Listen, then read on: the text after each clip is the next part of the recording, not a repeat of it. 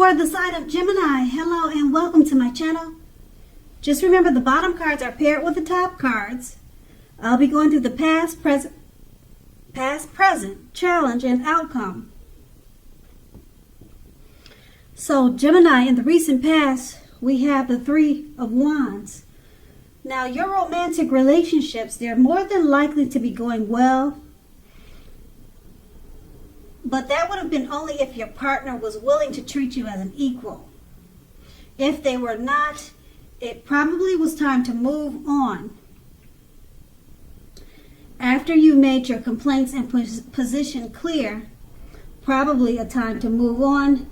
If you had recently met someone new, just know that they held you in very high regards. If you were in the market for love at that time, but felt as though you didn't have any prospects, you were probably currently spending too much time and effort on your work or career, or too much time indoors. You needed to think about allowing more time for your personal life. And the Three of Wands is paired with the Queen of Swords. Now, the only caution with this card is to beware, or you would have needed to beware of the impulse to be too forceful. We've all been told that we'll get more flies with honey than we will with vinegar. And there's truth to this, okay? We all know that. Keep in mind, on the other hand,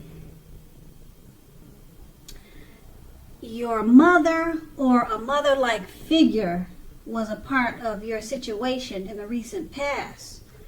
Okay, now this person, she probably was interfering in your relationship. Whether she meant to do that or not, you needed to figure out where your boundaries lie with this person, and you should have let her know that. And that's with the Queen of Swords. And that's the recent past. Let's move on to the present. We have the King of Pentacles. Now this is an excellent card in the tarot when it comes to love.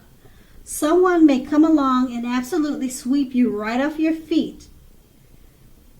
Yeah, so try to put your best foot forward. Don't pretend to be someone that you're not, because this person is going to love you exactly for who you are. So be honest and everything should fall into place. If you're currently involved with someone, the relationship could well move to a more comfortable place. If you are, I would say if you are dissatisfied, you'll need to say so for things to change. Don't expect your lover to read your mind. And that's the King of Pentacles paired with the Empress. Okay, with the Empress, it's a very potent time for love. It's potent. The love, it's very, let me see how I can explain this. The Empress card, it's a high time, really high, strong time for love.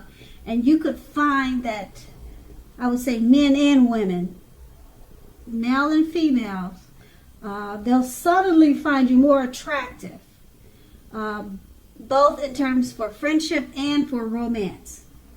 And you'll want to be careful with how you use this power.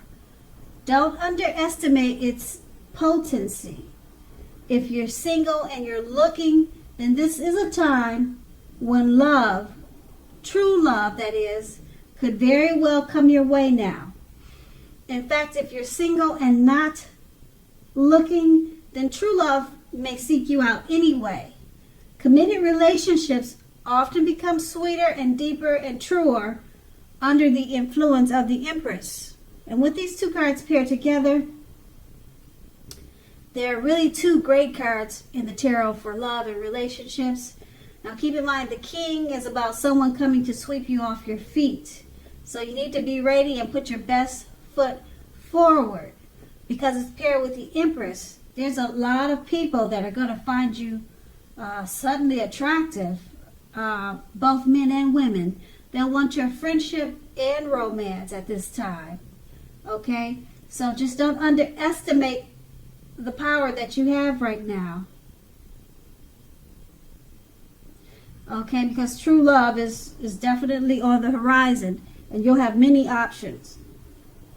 And that's the present. Now let's move on to the challenge. We have the Death card. If you're clinging to a relationship with the Death card and you're deeply unhappy in the situation, it's probably because you don't want to let go of something that's familiar, or because you hate the thought of being alone. Just keep in mind, you're doing neither yourself or your partner any favors. Have a frank and honest discussion about the problems. If they cannot or won't make any changes, or you cannot or won't, then perhaps it's time to let it go. Not all relationships are fixable, but you should try first. And that's the Death card paired with the Judgment card. Now, the Judgment card, if you're in a relationship, this can be a make or break period. This is a time to get very clear about what you want out of life and out of the relationship. Then take steps to make it come about. If you're seeking new love, if you're seeking love, a new relationship, it'll probably come about